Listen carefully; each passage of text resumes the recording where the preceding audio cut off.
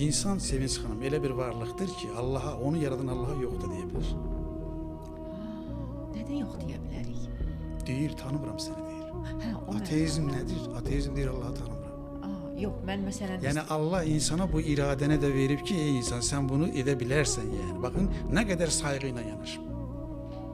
bax biz yaxşı deyək ki, radikalistdir, radikalist yox, ateistdir ya və yaxud da ki, bilmirəm, hər hansı bir məsələ qulluq eləyirsə inkar edir.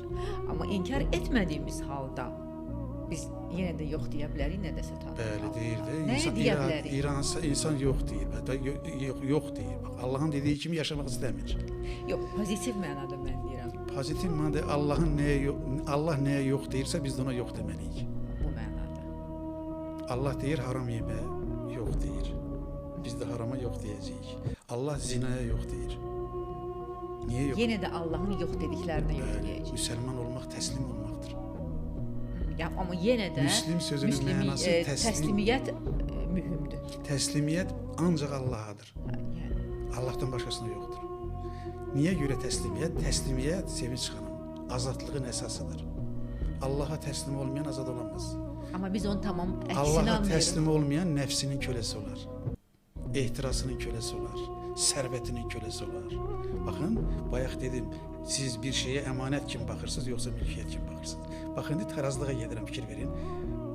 Allah insanı yaratdı, vəzifə verirdi. İndi Allah insanın o vəzifəni yerinə yetirmək üçün insana 3 dənə şey verib. Başqa varlıqlardan seçib, üstün qılıb yəni insanı. Onun biri ağıldır, biri vicdandır, biri iradədir. Ağıllı, iradəli, vicdanlı olmaq insanın üstün olması deməkdir. Başqa varlıqlardan seçilməsi deməkdir. Ağıllı varlıq, iradəli və vicdanlı varlıq. Amma Allah insana iradə verdiyinə görə burasında diqqət çəkirəm, diqqət edin.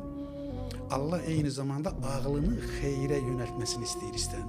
Çünki insan iradəli olduğuna görə Allahın verdiyi ağıl nemətindəki o tarazlığı pozub ağlı şərə də xidmət etdirə bilir.